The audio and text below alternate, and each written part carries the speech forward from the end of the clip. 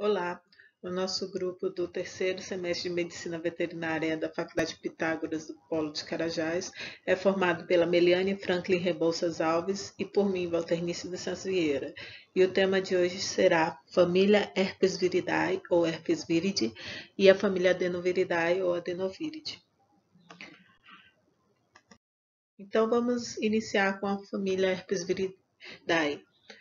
Então, a palavra herpes origina-se de uma palavra grega, né, que significa basicamente rastejar ou rastejamento. E essa palavra ela foi correlacionada com esse termo, com esse vírus, por conta da observação das lesões que eram causadas por esse vírus, né, que pareciam rastejar na superfície da pele das pessoas infectadas. E além dessas outras propriedades, que é muito importante, né, a gente falar, o herpes vírus, ele vem de uma família que tem uma capacidade de causar infecção, principalmente inaparente ou latente. Assim, uma vez que a pessoa ou o animal é infectado por um tipo de herpes vírus, o hospedeiro ele tende a permanecer portador desse vírus de forma latente, né?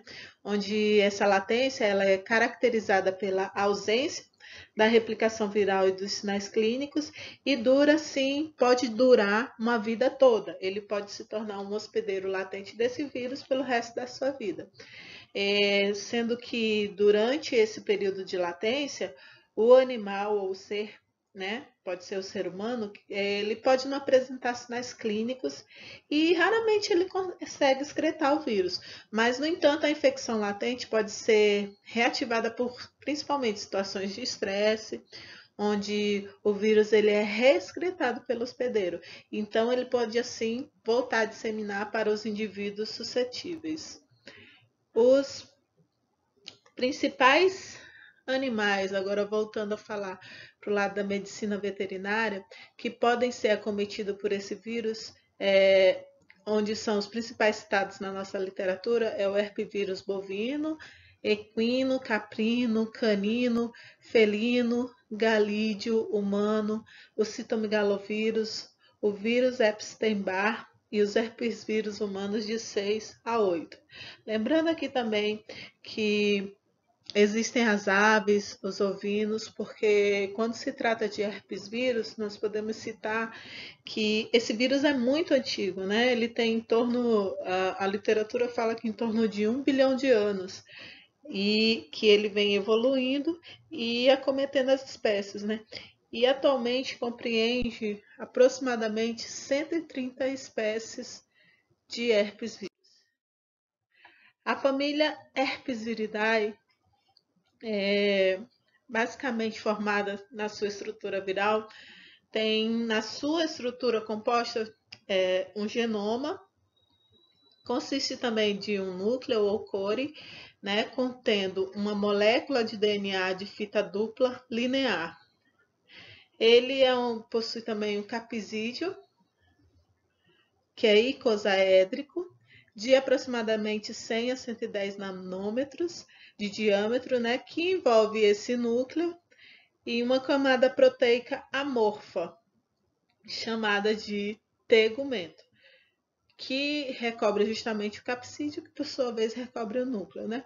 Tem também um envelope lipoproteico, contendo espículas de glicoproteína na sua superfície para se aderir melhor às células. O diâmetro do vírus varia entre 120 a 300 nanômetros e os herpes vírus são facilmente inativados por álcools e detergente em razão justamente dessa camada da presença desse envelope lipoproteico. A replicação produtiva. Ela ocorre nos locais de penetração do vírus nos hospedeiros, como, por exemplo, os epitélios e o tecido subjacente, e provavelmente também nos neurônios, né? Antes do estabelecimento e durante a reativação da infecção latente, que isso se deve pela replicação do genoma e da produção de progênie viral infecciosa. A ocorrência desse ciclo replicativo completo, ele infelizmente é incompatível com a sobrevivência das células hospedeiras, levando essas células à morte. Onde ele consegue se replicar, ele mata, esse processo faz com que essa célula venha a morrer. A infecção latente ela ocorre em classes específicas de neurônios, né? Principalmente neurônios e gânglios sensoriais e autonômicos. E a gente vai ver um pouquinho lá na frente como que isso é determinado, é bastante determinante para os sinais e sintomas do que esse animal vai vir na fase aguda apresentar. E a infecção latente também é uma parte muito importante quando a gente vem falar sobre a replicação produtiva. A infecção latente, o genoma viral permanece inativo em células neuronais dos hospedeiros, não resultando em produção de progênie viral infecciosa, porque o estabelecimento de infecções latentes é um dos aspectos mais marcantes, como a gente viu lá na introdução, e provavelmente é uma das propriedades que permanecem em todos os tipos de herpes vírus, em todas as 130 espécies. Essa propriedade está relacionada com a capacidade do vírus se adaptar ao hospedeiro, de forma que consiga mantê-lo vivo, né? Mas periodicamente utilizar para se disseminar para novos hospedeiros, ou seja, ele se mantém latente, mas justamente para que o hospedeiro não sofra tantos sinais e sintomas ou não venha a ter a morte, a letalidade pelo herpes vírus, mas eles permanecem latentes para que num momento de estresse ou num momento de baixa imunossupressão, ele possa se replicar e assim disseminar para novos hospedeiros. Animais examinados durante a infecção latente não apresentam indício de infecção, com exceção da presença de anticorpos produzidos em resposta à infecção adulta. Como todos os animais infectados ficam portadores, a detecção de anticorpos contra o herpesvírus indica a condição de portador de infecção latente. Ou seja, ele pode ser assintomático, pode não ter nenhum tipo de resposta para essa infecção latente, mas ainda assim existe a detecção de anticorpos contra o herpesvírus nesses hospedeiros, mas isso na condição de portador de infecção latente. Os principais sítios de latência são os gânglios sensoriais e autonômicos, que, dependendo do local da replicação primária do vírus, eles podem se localizar em um ou em outro, e assim as infecções respiratórias ou orais resultam em colonização dos neurônios sensoriais do gânglio trigênio com DNA viral. Os principais sítios de latência desses gânglios, né, são os gânglios também podem ter predileção por esses gânglios sensoriais e autonômicos para facilitar justamente essa migração para o local de replicação, no caso, por exemplo, de uma meningoencefalite bovina. Os gânglios sacrais são os sítios de predileção para a infecção latente, que segue as infecções genitais, e além desses, alguns locais do sistema nervoso central, como eu falei, periférico, além das tonsilas e linfócitos circulantes. Isso principalmente nas amígdalas ali, no caso do herpes vírus felino. Dentre outros, eles também podem abrigar o DNA latente. Agora a gente entra realmente falando dos herpes vírus que têm interesse veterinário. Como eu falei lá no início, assim, são inúmeras as espécies que a gente consegue, inclusive já tem literatura falando em portadores hospedeiros de animais de sangue frio.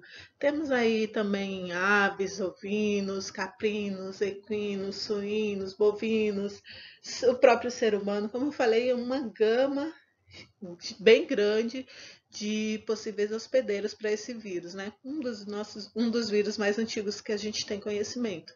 Mas assim, eu decidi separar nos três de interesse maior veterinário, que seria o herpes vírus de bovinos, de canino e felino.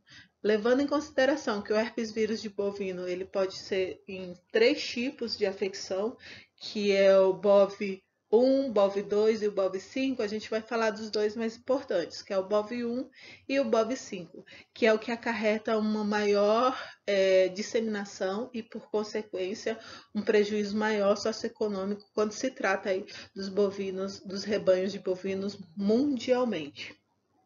A patogenia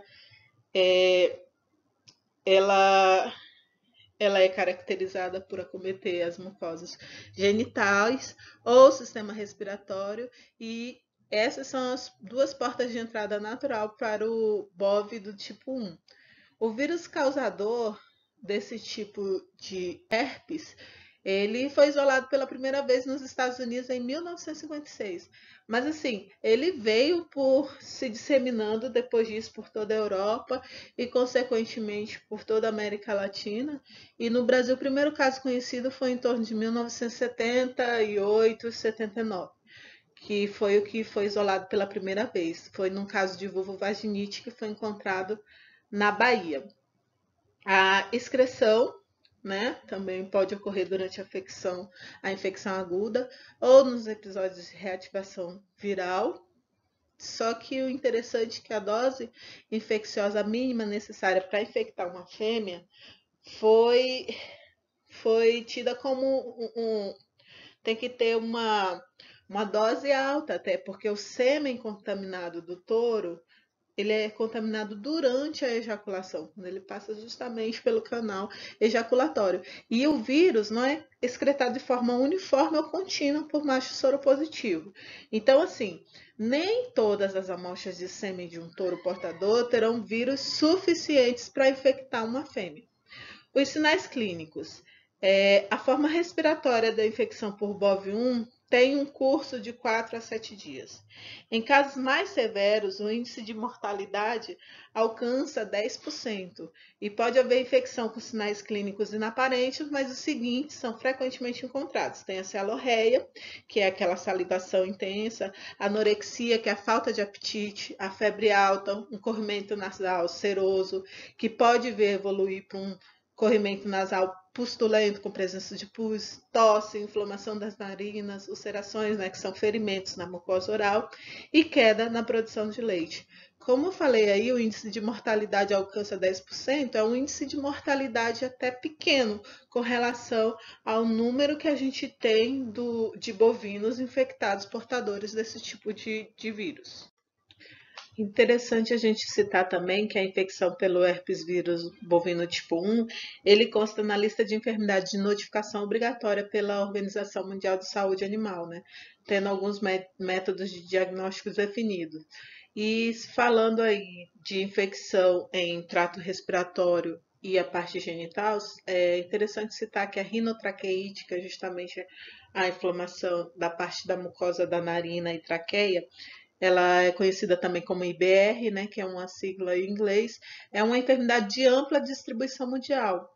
E os sintomas respiratórios da doença são os mais conhecidos, mas ainda assim, esse herpes vírus bovinos tipo 1 ainda causa, além de tudo isso, pode causar também vulvovaginite pustular infecciosa na vaca, a balanopostite pustular infecciosa no touro, no boi, que seria a inflamação da glande, né? Conjuntivite e principalmente também abortos e infertilidade. Dando prosseguimento, aqui nós temos duas figuras, né, ilustrando justamente aqui uma vulvovaginite pustular, e aqui a gente tem uma rinotraqueite infecciosa com bastante secreção nasal, né? Se perceber aqui, a gente consegue ver. E essa secreção ela pode também se tornar pustular. Ela começa com uma secreção muco purulenta e depois se torna realmente só pustular de acordo com a evolução da infecção e da doença. Pode também causar, como a gente viu, no caso, as conjuntivite bovina, que pode chegar até a lesionar, causar lesão de córnea se não for tratada a tempo, né? Não tiver um tratamento adequado. A epidemiologia do caso do herpes vírus bovino tipo 1 fala que a disseminação viral se dá principalmente por contato direto, né, do muco nasal dos animais infectados, isso quando tem o sintoma respiratório, e durante o coito com o animal com órgão genital infectado, no caso da vulvovaginite ou da balanopostite. A infecção dos órgãos genitais também pode se dar pelo sêmen contaminado. O diagnóstico recomenda-se o método ELISA, ou de soroneutralização e isolamento viral. Existe também a forma de suaves nasais e genitais, que é no caso da vulvovaginite da balanopostite. E durante a necrópsia, Pode ser feita também a necropsia de membranas mucosas do sistema respiratório, as porções das amígdalas, pulmões e linfonodos dos brônquios também podem ser coletadas para fechar o diagnóstico de herpes vírus tipo 1. Controle é realizado principalmente por meio de medidas preventivas, né? Que aí a gente fala muito para todas as espécies, todos os hospedeiros, todos os tipos de rebanho, meio de medidas preventivas para permitir apenas a entrada de animais soronegativos no rebanho, através de testes realmente, ou se não for possível a testagem de todos, estipular uma quarentena e a utilização de semi-livre após teste serológico para a identificação dos animais positivos. A vacinação é recomendada, apesar de não impedir a infecção. A vacina se encontra na forma viva e inativada, sendo apenas a forma inativada encontrada no Brasil, por enquanto.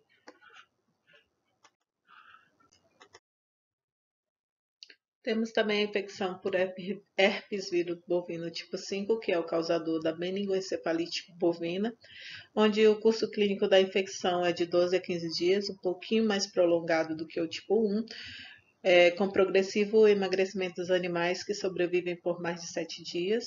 Os sinais clínicos relatados são tremores musculares, andar em círculo, incoordenação, febre, pressão da cabeça contra objetos, marcha para trás, bruxismo, que é o fato de ficar como se fosse roendo, apertando uma dentição inferior na dentição superior o tempo todo, depressão, agressividade, celorreia, desidratação, cegueira, decúbito lateral com opistótomo e dispneia. Então aqui a gente pode perceber que a maioria dos sinais e a sintomatologia, ela nos remete a que o sistema nervoso desse hospedeiro foi realmente acometido. A questão do cérebro, do encéfalo, foi realmente acometido pelo vírus e é o que provoca a maioria dos sinais aí dessa sintomatologia. A epidemiologia são surtos esporádicos e de alta letalidade. Ao contrário do herpes vírus bovino tipo 1, o tipo 5 ele tem alta letalidade, ou seja, quase 100% dos animais que desenvolvem esse tipo de vírus morrem após apresentar os sinais clínicos. Lógico que a gente não está falando da fase de latência e nem do hospedeiro assintomático. O diagnóstico, após a verificação dos achados epidemiológicos, dos achados clínicos de necropsia, dos achados histopatológicos, pode-se recorrer a técnicas confirmatórias como isolamento viral, a partir do encéfalo, ou da secreção nasal, com posterior identificação com anticorpos monoclonais. O controle é bem parecido com o que a gente viu lá no BOV1, que não existe medida de prevenção e controle específica, né? E muitas das decisões tomadas estão associadas ao controle do BOV tipo 1, incluindo vacinação, né? Descreve-se então a necessidade de se testar sorologicamente os animais a serem introduzidos, antes de serem introduzidos, na verdade, nesse rebanho, e evitar sempre o estresse dos animais, como no caso de desmame, e isolar indivíduos que a gente viu que tem essa sintomatologia. Aqui no próximo slide nós podemos ver dois exemplos, né, de sintomas causados pela herpes bovina tipo 5. Aqui o corrimento nasal, um dos bovinos infectados. E aqui nessa segunda foto, além do corrimento nasal, nós temos um bezerro com depressão devido à meningoencefalite. Passamos agora para herpes vírus de cães, a herpes vírus canina, né? Ela está distribuída mundialmente em caninos domésticos e também em caninos de vida selvagem. Ocorre pelo contato direto ou indireto de neonatos com a secreção oronasal e vaginal durante ou logo após o parto, no momento da lambedura após o parto, que a mãe provoca, faz com que tenha o contato através dessa secção oronasal, né? Ou durante a passagem no canal do parto. A transmissão pelo coito, também como infecção intrauterina, pode ocorrer, e pode ocorrer após a resolução da infecção primária, o estabelecimento de infecções latentes, que persistem por toda a vida do animal, ou seja, ele pode contrair aí no momento do parto e levar para o resto da vida sem que tenha nenhum tipo de sintomatologia, né? Tendo apenas aí infecções latentes. O animal latentemente infectado, ele pode periodicamente excretar o vírus no ambiente durante os episódios de reativação. Nessa ocasião, o vírus pode ser transmitido para animais suscetíveis e o período de incubação desse tipo de vírus é de 6 a 10 dias.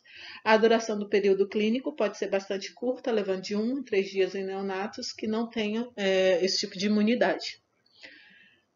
Os sinais clínicos são anorexia, dispneia, dor, palpação abdominal, incoordenação motora e diarreia. Pode haver descarga nasal hemorrágica e petequias nas mucosas. Em geral, não se observa elevação de temperatura. A mortalidade da ninhada pode ser de 100%, dependendo da idade em que ocorreu a infecção e da presença do anticorpo materno. O vírus pode ainda atravessar a barreira transplacentária e infectar o feto durante a gestação, causando aborto ou nascimento de filhotes fracos e com dificuldade no desenvolvimento. Controle e profilaxia. Medidas para reduzir o estresse e minimizar o contato da fêmea prenha com outros animais são indicadas para a prevenção da ocorrência da doença, porque ela pode estar num período imunossupressor e aí ser mais facilmente ter mais fácil contágio por conta disso. Os filhotes recém-nascidos devem ser mantidos em locais abrigados e sob temperatura adequada, evitando-se a exposição a baixas temperaturas. E uma vacina de subunidade está disponível, mas infelizmente somente na Europa desde 2003. O herpesvírus canino ele não é tão comum ou é menos comum do que o herpesvírus felino. Então, assim, a questão da vacinação ainda é um pouco de tabu, existem também outros tipos de profilaxia e controle, como também nos outros casos, e principalmente tentativa de evitar o estresse. Aqui nós temos 3 sintomatologias locais, no caso da herpes oral, né? Aqui também, só que aqui, no entanto, já é na mucosa, enquanto que aqui já é no epitélio. E as vulvovaginites aí, que também são bem características no período sintomático nas fêmeas. Aqui nós já iniciamos a falar do herpes vírus felino, que, por incrível que pareça, tem um acometimento, tem uma questão de, como eu posso dizer, de acometimento com mais facilidade de ser encontrado do que o herpes vírus canino ou até mesmo o bovino. A linha temporal de sinais de infecção do herpes vírus durante o primeiro contato com o herpes felino, também conhecido como infecção primária ou prima infecção, e temos também a infecção secundária. Na primária, a sintomatologia é o adoecimento do trato respiratório superior, as narinas e a mucosa oral, a conjuntivite bilateral com muita secreção serosa purulenta, essa conjuntivite também pode ser unilateral, a ulceração grave da córnea.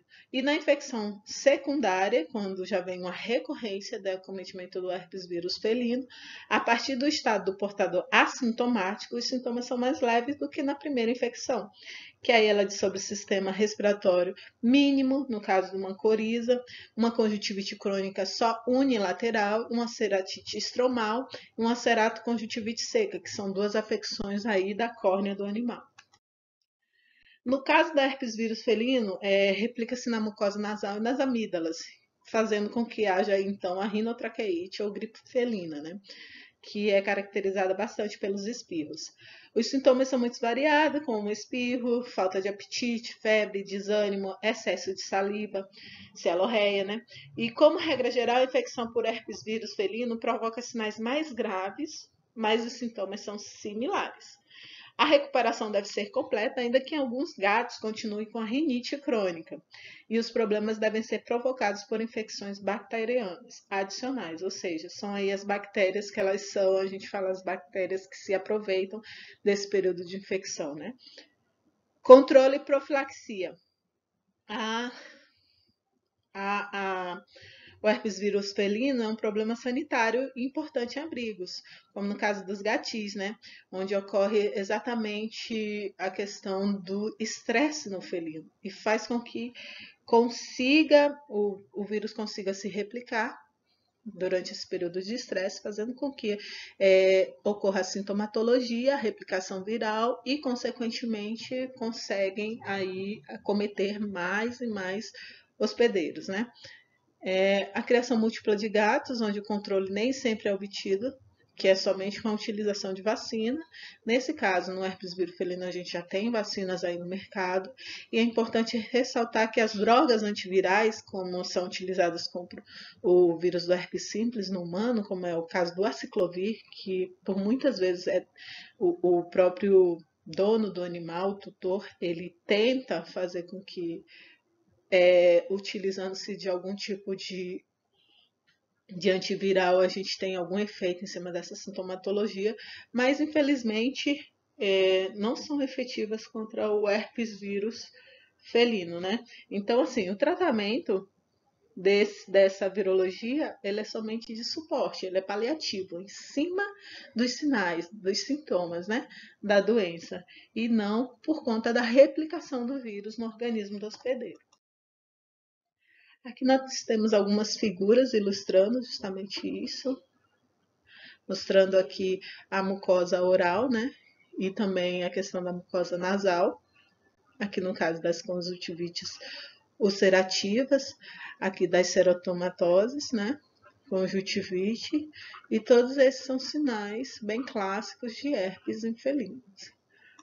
Agora a gente já vai passar para a família Adenoviridae, como prefira, com a Ameliane. Obrigada pela atenção.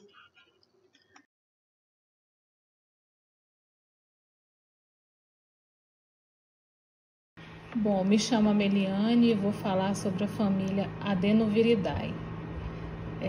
São os adenovírus, né? Vamos falar um pouco sobre as suas características, né? Primeiro, existem cerca de mais de 100 sorotipos desse grupo, porém vamos falar em especial dos mais patogênicos para a veterinária, para os animais, né? Lembrando que esses adenovírus pertencem à família Adenoviridae. Agora, entre suas características, podemos realmente dizer que ele é muito patógeno, lembrando que ele pertence a um grupo de vírus que não possuem uma cápsula, não possuem também um envoltório, né? E também ele é muito resistente ao meio ácido, por exemplo, o ácido do estômago, né? Quando esse vírus chega ao estômago, ele não vai sofrer, ele não vai se destruir, porque ele tem essa resiliência para o meio ácido. Ele tem também uma certa resistência a detergentes, né? Que quer dizer que ele não vai também sofrer destruição quando ele entrar em contato com detergente, muito menos a ambientes secos. Quando ele está em um ambiente seco, ele também consegue resistir. Quanto ao material genético desse vírus, podemos dizer que ele é o DNA linear de fita dupla, e também podemos ressaltar que ele tem uma assimetria icosaédrica. Agora, se ele apresenta toda essa resistência, claramente ele vai ser mais difícil de ser eliminado do organismo, né? Nesse próximo slide, a gente vai falar sobre a replicação do vírus, né, desse vírus. Como é que ocorre? Primeiro, esse vírus precisa entrar em contato com a célula hospedeiro, ou seja, nós temos ali a célula do hospedeiro e temos o vírus. Esse vírus apresenta ali proteínas que estão envolvendo esse vírus, e ele vai chegar e vai se ligar aos receptores das células hospedeiras. Quando ele se liga e faz aí nessa ligação entre vírus e células do hospedeiro, o que vai acontecer, né?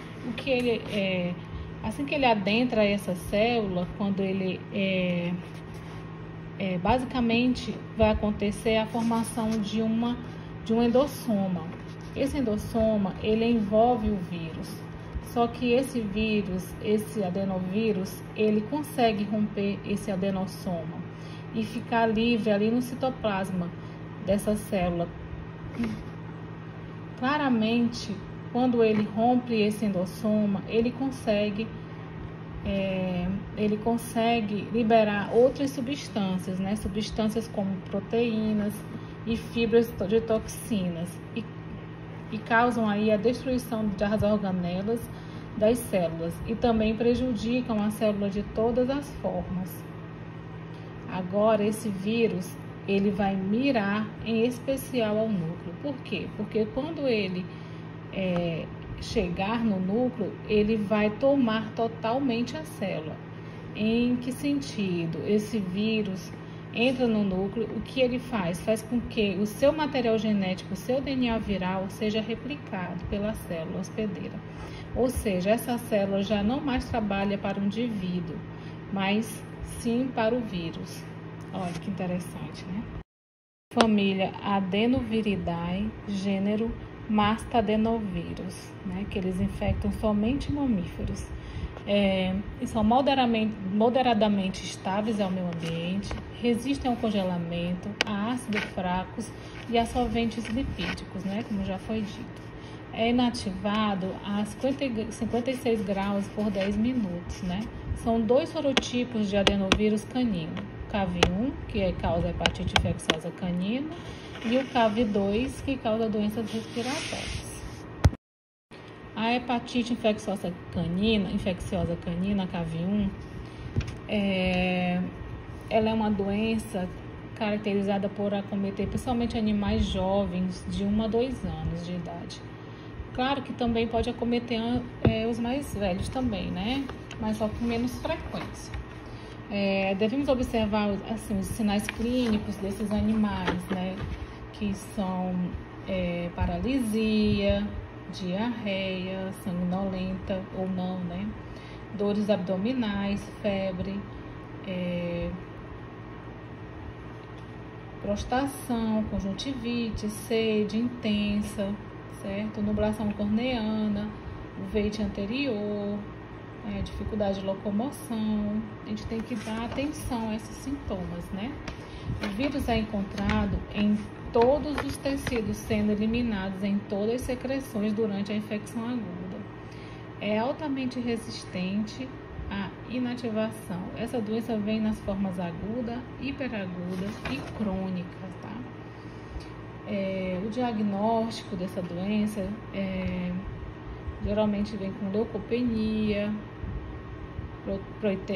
proteinúria, teste sorológico para adenocorpos da anti-CAV1, radiografia abdominal com o fígado normal ou aumentado, vai apresentar nesses diagnósticos, nesses exames, certo? A transmissão dele é principalmente transmissão via oronasal, através do contato direto com cães infectados por matérias como urina, fezes ou saliva. Outros fatores são né, a má higienização do local e a queda da imunidade do animal, né? Após a exposição oronasal, o CAV1 replica inicialmente nas tonsilas, de onde se disseminam para os linfonodos regionais e vasos linfáticos. Em locais onde a doença não é controlada com imunização, é provável que muitos cães adquiram o agente, né, até os 2 anos de vida, que eles sofrem infecções ou doenças febril, discreta ou com faringite ou tonsilite, tá? Essa doença precisa de isolamento do animal e que sua maior e principal prevenção é a vacina, tá? Vamos falar agora da doença respiratória, né? Das doenças respiratórias CAV2. Tanto o adenovírus canino tipo 2 como tipo 1 causam infecções do epitélio respiratório, tá? Porém, o CAV2 é mais presente em cães. É um DNA vírus da família Adenoviridae, causador de laringotraqueite infecciosa em cães e pode ter como reservatório canídeos selvagens também, né? Lobos, raposas. A transmissão é oronasal, através de aerosóis, e o vírus se replica no epitélio nasal, faringe, tonsilas e traqueia. Porém, não fica restrito somente ao trato respiratório superior e atinge também linfonodos e células não ciliadas dos brônquios e pneumócitos do tipo 2. O pico da excreção viral é de 3 a 6 dias e é excretado até 9 dias após a infecção, diminuindo conforme o nível de anticorpos local aumentado, né? O cão não vacinado contra o CAV1 e o CAV2 são suscetíveis a doenças. Em casos leves, os sinais devem ser imperceptíveis e moderados, porém, em casos mais sérios, há comprometimento de vias aéreas e pulmão, com bronquites e pneumonias intersticial, reportadas sem infecções experimentais. Os sinais são mais graves quando há coinfecção bacteriana ou viral. A mortalidade já foi observada em filhotes infectados naturalmente. O adenovírus em bovinos são classificados em 10 sorotipos. Estudos sorológicos indicam grande distribuição de AVB em todo o mundo. Não há evidências que a doença em humanos que sejam causadas por AVB. O adenovírus tipo 3 é considerado um dos mais importantes patógenos no trato respiratório de bezerros recém-nascidos. Sinais clínicos incluem pirexia, dificuldade respiratória, secreção nasal e conjuntival. Microscopicamente, a gente pode observar bronquiolite proliferativa, necrose conclusal bronquiolar e colapso alveolar. O diagnóstico é geralmente através de sorologia ou isolamento viral a partir de suaves retais, demonstração de títulos crescentes de anticorpos usado soroneutralização, gel de H, anticorpos fluorescentes, fixação de complemento e inibição de hemaglutinação. O adenovírus equino pode causar doença do trato respiratório superior em potros abaixo de 3 meses de idade com imunodeficiência associada. A morbidade desses potros é de 10 a 15% e a mortalidade aproxima-se de 100%. Os sinais clínicos incluem tosse, pneumonia, dispneia, conjuntivite e febre. O diagnóstico laboratorial o vírus é isolado em rim, de feto equino ou em cultura de células de derme nasal ou ocular do feto equino. Pode ser identificado por microscopia eletrônica ou por testes de imunofluorescência de culturas infectadas em secreções respiratórias e lágrimas. Neutralização viral e teste de inibição em hemaglutinação são usados para detectar presença e a acessão do título de anticorpos. Não há vacinas comerciais disponíveis. Adenovírus de ruminantes silvestres. Aqui no Brasil a gente não tem relatos da ocorrência, tá? Vou só falar aqui que teve algumas causas de mortes de cervideiros de vida livre na Califórnia entre 93 e 94 e mortes esporádicas em 97, tá? Do veado de cauda branca e também em veados no Oregon em 2002. Foi descrito também no Canadá o cometimento de alces, tá? Veado de cauda branca também, que mostraram susceptibilidade ao vírus inoculado experimental, foi realizado também em bezerros, tá? Que não apresentaram sinais clínicos, lesões ou presença de vírus, demonstrando serem resistentes à infecção por adenovírus de cervideiros. Os sinais clínicos apresentados que vieram a óbito devido à doença hemorrágica aguda foram pitialismo, diarreia, convulsões e decúbitos, seguindo de morte. Os animais necropsiados que desenvolveram a doença geralmente apresentaram hemorragia no intestino delgado e grosso, pulmões com edema interlobular marcante, espuma esbranquiçada em brônquios e traqueia, assim como lesões necróticas severas em diversos locais da cavidade oral, na faringe, gengiva, língua, lábio, palato duro, cavidade nasal, mandíbula, maxilar e estômago. Microscopicamente, vasculite aguda com inclusões intranucleares eosinofílicas ou anfofílicas nas células endoteliais foram encontradas na maioria dos casos. Adenovírus aviário. O adenovírus infecta aves domésticas e outras espécies de aves do mundo. Alguns dos 12 sorotipos foram associados a doenças respiratórias entéricas, hepatite com corpúsculos de inclusão, síndrome de redução de ovos, atrofia da bolsa fabrícios, síndrome de anemia hemorrágica aplástica. As características: o adenovírus aviário é dividido em 3 grupos: isolado de galinhas, perus, gansos e outros que compartilham um grupo comum de antígeno.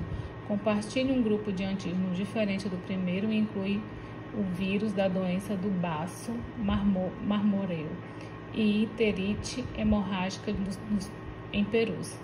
Inclui vírus associado a síndrome de redução de ovos de galinha e pato.